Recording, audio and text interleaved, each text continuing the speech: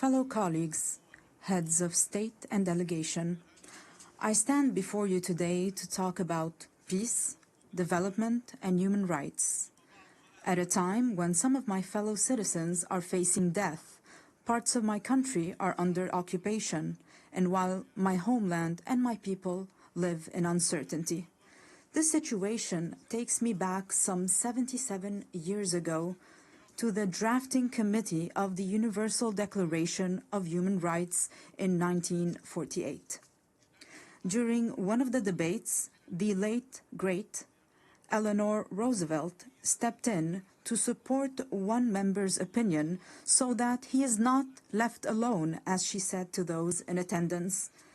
The dissenting member respectfully responded, "Honorable lady, my concern is not to side with the majority or the minority, but to align with the truth." The author of these words was no other than Charles Malik, the Lebanese philosopher who worked alongside other great minds of the time to give humanity this eternal declaration. He was also granted the honor of presiding over this august assembly from 1958 to 1959 to represent my country, Lebanon.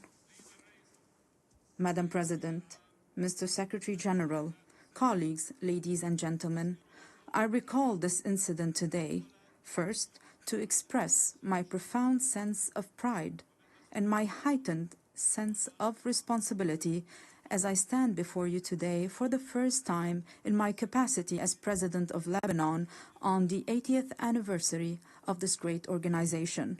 Second, because our session focuses on examining the inherent relationship between three human virtues: peace, development, and human rights, and between these three virtues and my country, Lebanon.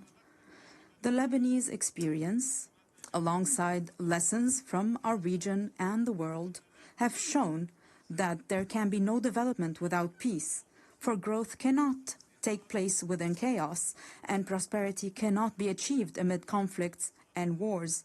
Peace is the only foundation for development.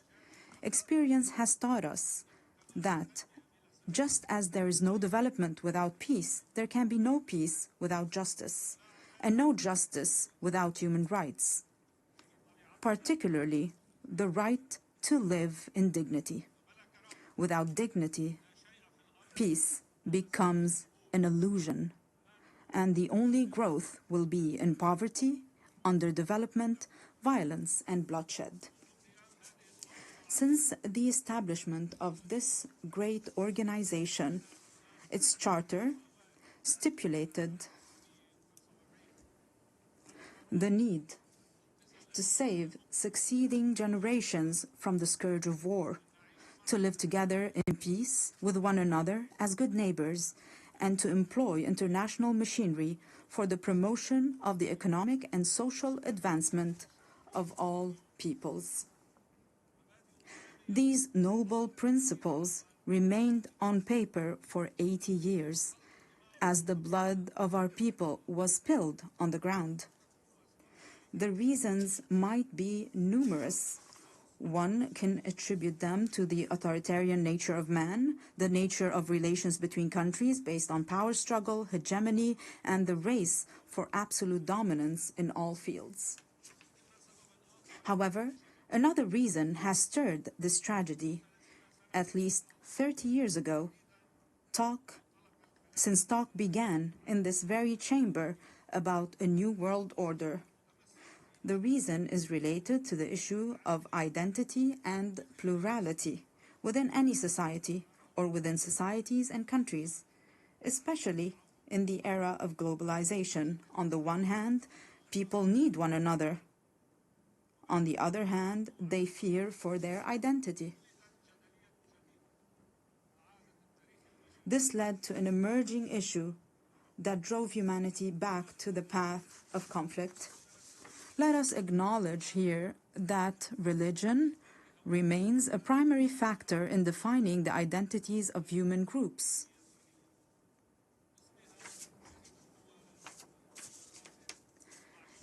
In the name of religion, countries are at war with one another. In the name of religion, many countries have imploded from within. Furthermore, religion continues to shape the world in profound ways. While Islamophobia and xenophobia grow in the West, the East is still haunted by the memory of colonialism and the remnants of old religious wars. Despite remarkable scientific progress, the world finds itself trapped in a bygone era. Madam President, Mr. Secretary General, colleagues, at the heart of this dilemma, Lebanon plays a unique role. This is its raison d'etre. This is the significance of Lebanon and its message to the world. Amid the global clash over religious identities, Lebanon stands out as a nation where Christians and Muslims coexist as equals under a constitution that guarantees equitable representation to both communities in the Parliament and the Council of Ministers, with full citizenship for all individuals. This model is open for progress. This model was criticized by some. However, it offers a unique, evolving approach, as the late Pope John Paul II observed. Lebanon is more than a country. It is a message of freedom and plurality for the East and the West. End of the quote. I reiterate and emphasize a message of freedom and plurality. In a region where people are killed or kill over their religious belief, or even for displaying a symbol of faith. In a weary world torn between those who want to impose religious attire and others intent on banning it, Lebanon offers a unique, unmatched, and irreplaceable model. A model that deserves to live, that must exist for the region and for the world. A model that allowed me, as an Arab Lebanese, to serve as the only Christian head of state from East Asia to the coast of Europe. My country, Lebanon, the land of human secularism with profound faith, without any imposition or prohibition of any kind. A model that requires all those who are committed to a better future for humanity to ask the following two questions.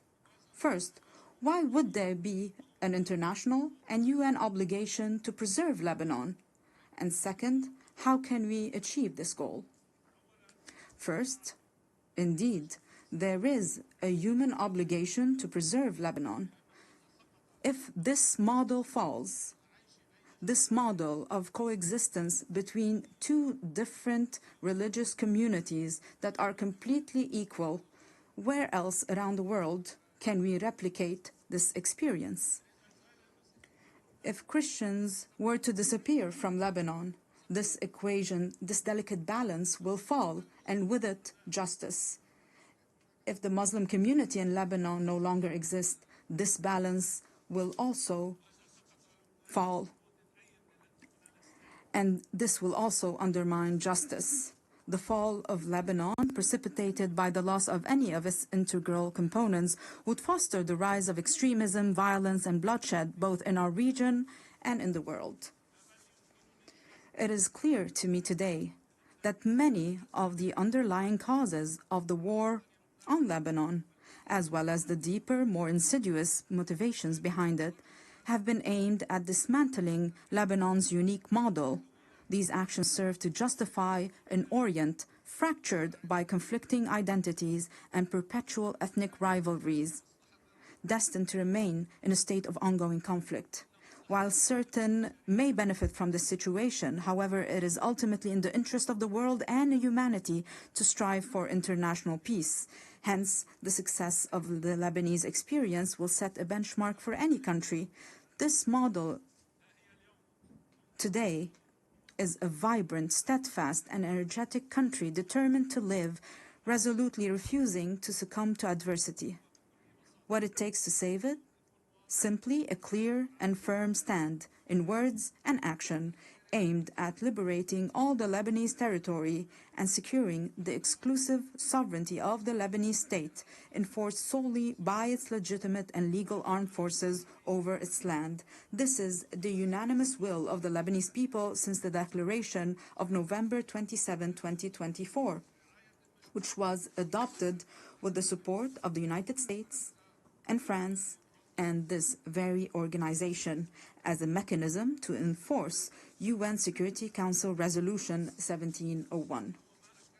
I reaffirmed this commitment in my inaugural address following my election as president in January 2024, and it was also approved by the government in its ministerial statement of February 2024.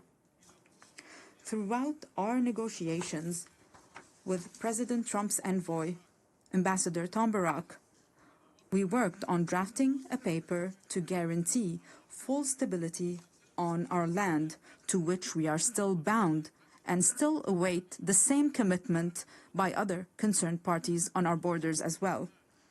This is what Lebanon seeks. Let me be more frank. Allow me to feel some pride for my country and my people, for they do deserve it. Ladies and gentlemen, we are truly an exceptional country by all measures. We are a country that each year receives people from the Lebanese diaspora, the equivalent of a third of the country's residents. This underlines the unwavering connection between the Lebanese people and their homeland. There's hardly a major project in our region that does not bear the signature of a Lebanese person, nor a cultural or artistic event that lacks a Lebanese imprint. In fact, it is almost certain that Lebanese contributions can be found in every significant endeavor. Among the member states of this distinguished organization, one could scarcely find a nation that does not have within its borders a member of the Lebanese diaspora who is engaged, productive, and creative. These individuals integrate harmoniously with their host societies. We, ladies and gentlemen, are a country capable of embracing modernization, and we have started already implementing a gradual program of financial and economic recovery.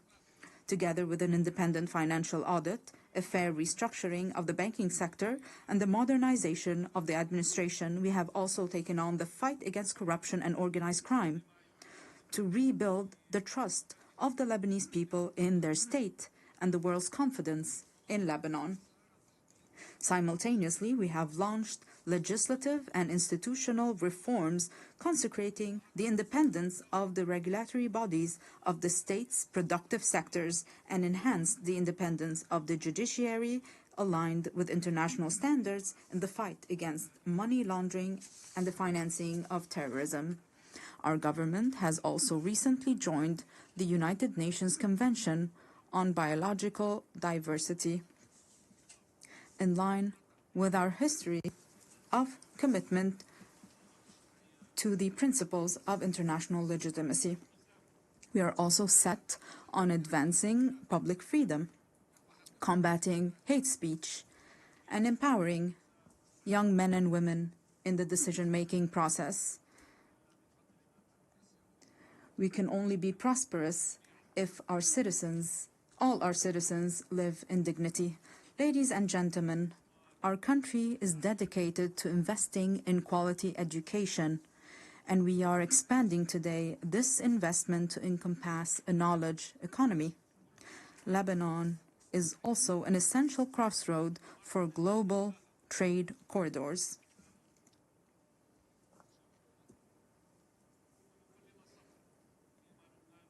While advancing on all these fronts, our country simultaneously shoulders numerous burdens. and we shoulder these burdens with responsibility and seriousness. Most pressing among them are the persistent instabilities along our southern border. We call for the immediate cessation of Israeli aggression, the full withdrawal of its occupying forces from all Lebanese territory, and the release of our hostages that we shall not forget nor leave behind. And we insist on the complete implementation of UN Security Council Resolution 1701. This will be achieved with the help of the mandate given to UNIFIL, working in coordination with the Lebanese army over a transitional period to achieve peace and stability. In this context, allow me to extend my gratitude to the members of the Security Council who adopted the resolution to renew UNIFIL's mandate to help us achieve lasting peace and stability. However, the deep underlying causes of our crises extend beyond our immediate borders. This is why it is our moral, human, and political obligation to call for an immediate end to the devastation taking place in Gaza. We urge the revival of a new political track aimed at finding a just and permanent solution to the Palestinian question based on the resolutions of international legitimacy, the principle of the two-state solution, ensuring the right of both states to a secure and dignified existence, as ratified by your General Assembly, with a majority of 142 states out of 164 states in the New York Declaration. The second major burden Lebanon is carrying now is the unprecedented displacement situation taking place on its soil, which, measured by capita, stands as the largest in history. Lebanon looks to the United Nations and its specialized agencies, as well as to the Syrian authorities, to address this critical issue. Through direct negotiations and with the support of the Kingdom of Saudi Arabia, we aim to reach comprehensive understandings and agreements across different aspects of our bilateral relations, the goal being the dignified and safe return of the displaced Syrian citizens, as well as the restoration of the special relations between Lebanon and Syria in good neighborliness and close cooperation in various fields, overcoming the misunderstandings of the past. The third burden crippling us today is the reconstruction of Lebanon following the Israeli aggression on our soil, especially with respect to the infrastructure necessary for the return of the Lebanese Authority to the Lebanese border towns and to the rebuilding of homes and villages bulldozed and demolished by the aggression. For there will be no stability if it is not rebuilt and its beauty restored. Furthermore, there's the issue of providing the necessary means to our legal armed forces so that they may take on the task of defending and safekeeping our national integrity. We remain hopeful about the public initiatives to organize international conferences dedicated to that purpose. Ladies and gentlemen, Lebanon does not seek special privileges or favors. Indeed, it calls upon the international community to act with responsibility, fairness, and equality, thereby enabling Lebanon to reclaim its role as a land of freedom and plurality. This very spirit underpinned the Distinguished Assembly's resolution on August 16, 2019, to grant Lebanon's request to establish the Human Academy for Dialogue and Conversions within its borders, a resolution that was for a time overshadowed by the many crises Lebanon has faced in recent years. Today, Lebanon is intent on reviving this vital initiative. Our intention is both to reassure ourselves and to send a message to the world. Lebanon is returning to its rightful place, both within the international community and among the nations gathered at the United Nations, a true platform for human values and the advancement of humanity. In closing, I reiterate the opening theme of my message. While I stand here today advocating for peace, my countrymen are being killed. The conflict is still very fierce between Lebanon being a land of life and joy and a platform that spreads both values to the region and the world, and Lebanon being a place of sorrow and wars, spreading both woes to the region and the world. We in Lebanon have made our choice. We choose to be a land of life and joy, and we shall abide by it. I call upon you all, for the sake of peace in our region, for the good of humanity, stand with us. Do not abandon Lebanon. I thank you.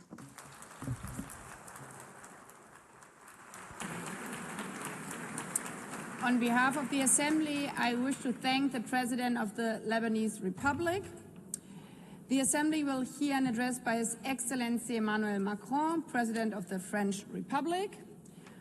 I request protocol to escort His Excellency